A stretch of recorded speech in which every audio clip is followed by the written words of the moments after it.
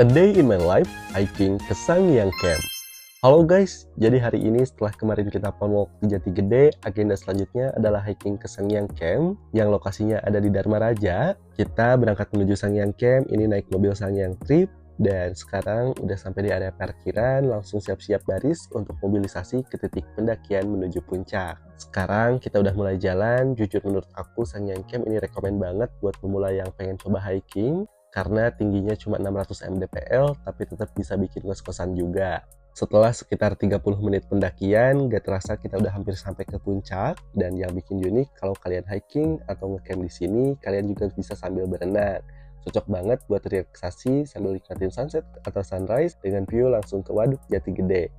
Dan yang gak kalah penting, fasilitas di sini juga udah lengkap banget loh. Ada warung, musola, toilet, dan area lesehan. So buat kalian yang lagi cari tempat healing wisata alam di Sumedang, Sangiang Camp bisa jadi solusinya. Yuk langsung aja datang ke Sangiang Camp sekarang juga. Ditunggu!